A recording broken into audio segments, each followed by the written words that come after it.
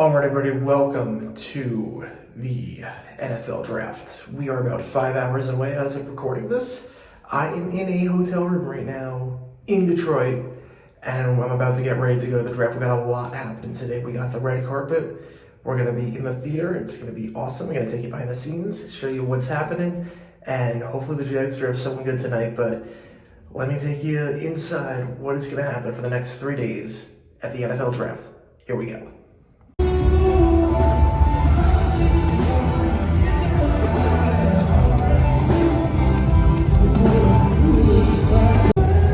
All right, it is 3:45 Eastern Time. We are about 4 hours away from the draft. Walking from the hotel to the red carpet. Actually, met a fan on the way. Fan actually stopped me. That's the first time that's happened. That's awesome. So if you do see me, by all means, I'm going to be here. I'm in the Leftwich jersey right now. I'm going to switch it up every day, but we'll be a Jaguars jersey. Haven't seen any Jags fans here. It's a lot of Lions fans, which I'm not surprised by, but usually you get a pretty good split of fans. It's mainly Lions right now, which, again, I knew they'd be the most popular team here. I didn't think it'd be this much Lions support compared to the other teams. It's about 90% Lions fans from what I've seen so far. But I just want to show you, we are at the red carpet. It's about to start on NFL Network in about 90 minutes, and this is sick. This is absolutely sick. Yeah, check this out. Check this out. Got food for us, all this stuff. Got some helmets, hopefully going to get signed for the studio. So we will see. Players obviously don't have to sign, but we'll see. Came prepared just in case. Now, in terms of what I want the Jags to do, again, I'm at the red carpet right now, so we got about 4 hours. A lot can change. A lot can change in 4 hours. We know how this draft plays out. A lot can change by the minute. But in terms of what I want the Jags to do, ideally, best case scenario is trade 17, get 31, get Ayuk from the Niners, and hopefully get Kool-Aid at 31. If you can walk away from tonight with a wide receiver and a quarterback, I mean, obviously that's the dream. I don't think that's going to happen, but that is the dream. In terms of what I want, trade up for Rome. We do need a wide receiver one. I like Rome a lot. If you're going to stay at 17, my guess is it's going to be a cornerback, and I'm fine with Terry and Arnold, and I'm fine with Kool-Aid McKinstry at 17. If we get one of those three, I'm pretty happy. I like Latu a lot as well. Obviously, the medical history, there's a bit of a concern there, but some help on the defensive line definitely is needed. It would be very, very nice to imagine Latu and Walker on the defensive line. I have Armstead. Oh, man, that front three is going to terrorize people. And then obviously Josh Allen at linebacker. We'll see what they do. We will see what they do.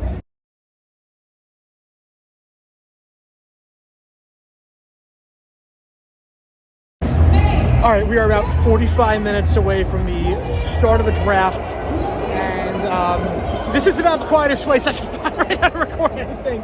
I'm going to show you inside. We're in the draft theater through NFL on location. I want to show you this stage is absolutely massive. This theater is massive. They actually closed the draft for general admission. I think I got Sharpie on my face from the red carpet. I'll show you. You'll see it at this point in the video. You will have seen the red carpet. I got some really cool logos. So it's some really, really cool people. Exciting moment. I'm going to show you what this place looks like. But I should note that Detroit hit maximum capacity about an hour ago.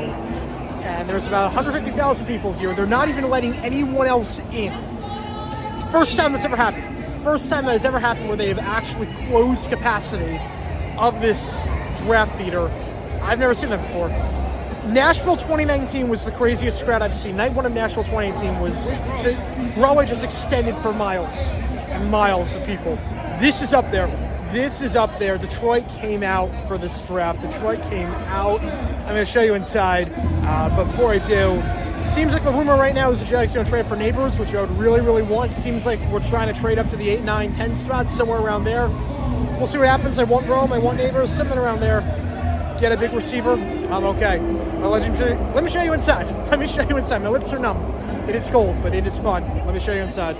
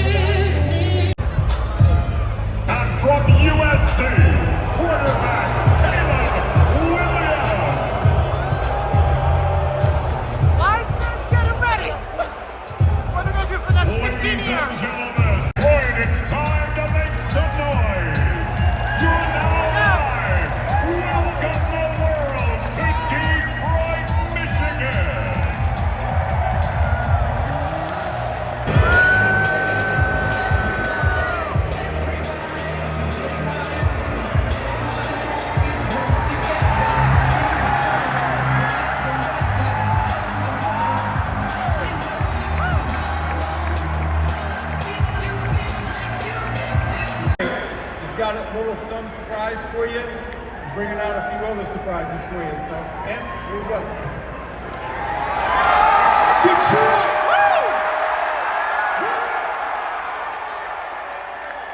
It's here. Make some noise for the Detroit Lions. Let's go! Please welcome from the Detroit Lions, Jared Goff.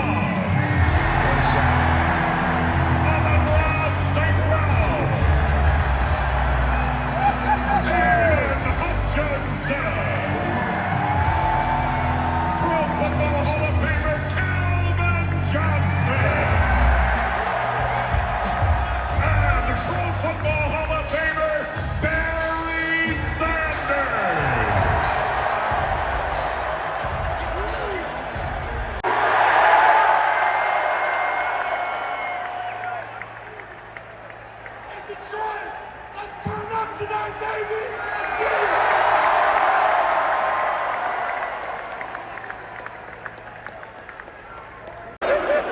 Detroit, we've got fans from 32 teams right down here, and of course all the Detroit faithful in the back. Welcome to all of you, and most importantly, thank you to Detroit. You guys have been awesome.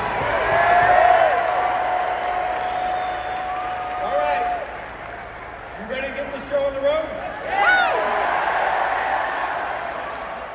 Okay, the 2024 NFL Draft is now underway.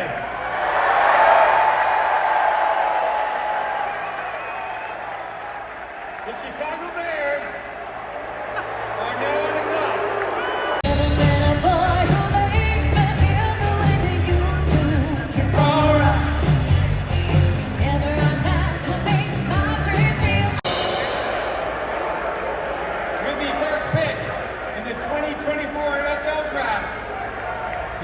Bears select Caleb Williams.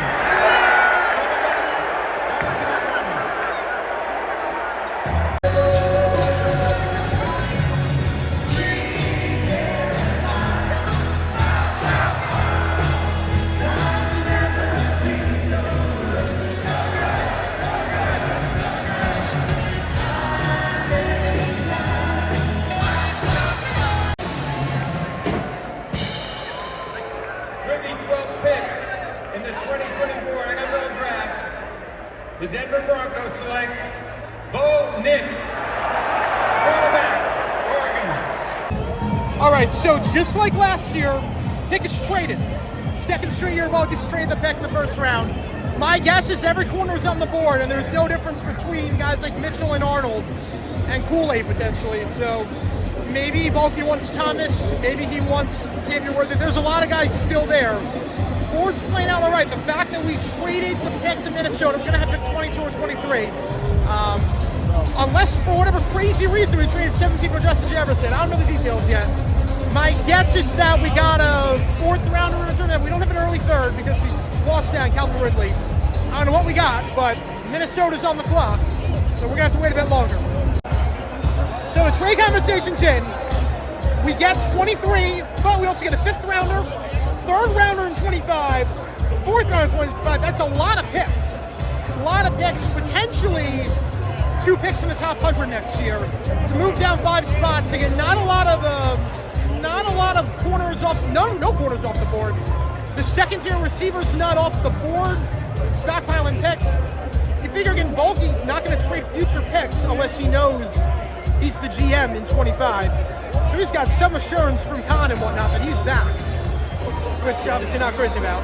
But third round pick in 25, big. Vikings are not projected to be that good this year. Could be pick 70, 75, somewhere around there. And fourth round, probably about 110. Not the worst. Move about 5 spots, still get the guy you want. Here we go. And with the 20th pick in the 2024 NFL Draft, the Pittsburgh Steelers select Troy Fautanu, tackle, Washington.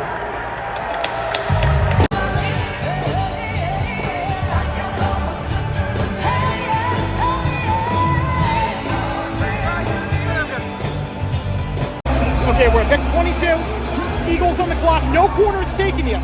No corners taken. So Bulky won in the corner. He's going to have his pick. You figure Eagles take a different corner here, either Mitchell or Arnold, and whoever he doesn't take, Bulky's got it. So Jags might get their guy and give up, or get, I should say, a full load of picks of the Vikings. They can also still get a receiver, which we'll see about that, but they'll have to pick a cornerback if they want it. What's the name we don't want to hear? Terry and Arnold. Probably going to be Arnold. The NFL has gone global. Brazil This game. past year, we played games in front of amazing crowds. Get the game on Peacock! This upcoming, the NFL's International Player Pathway Program helps foreign-born players reach the NFL. Put the game on linear TV! Athletes. Well, this is going to play out perfectly for us. We're on the clock right now at 23. After trading down, the guy I wanted was Terry and Arnold. We couldn't get a receiver. I want Terry and Arnold. He's still there. He's still there. We had a top 30 visit with him. I think Bulky likes him over Mitchell. We didn't have a top 30 visit with Mitchell. If we get Arnold, we go into the season with Darby, Mitchell, Campbell as the corners.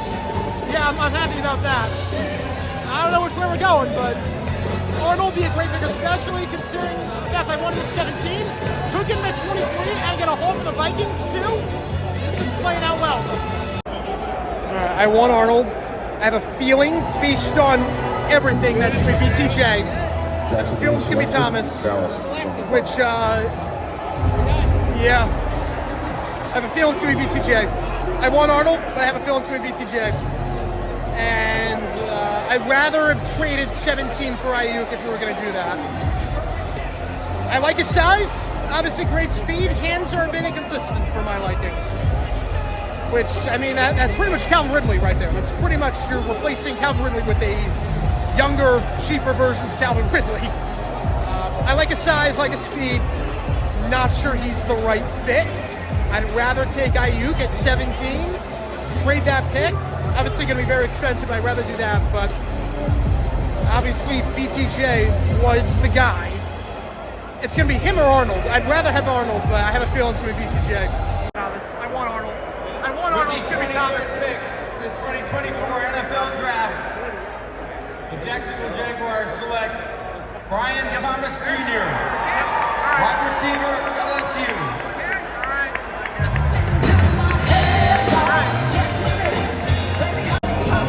BTJ, not the guy I would have gone with, but again, if you're going to have 17, I know the salary cap would be a nightmare, but I'd rather have traded 17 and say get Ayuk. But obviously, he's got the intangibles, just got to improve the hands of it.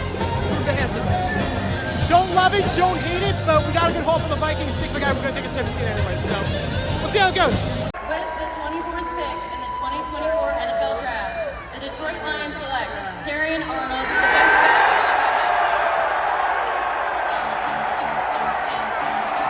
Okay, so we're nearing the end of the night. The Detroit Lions made their pick. They traded up.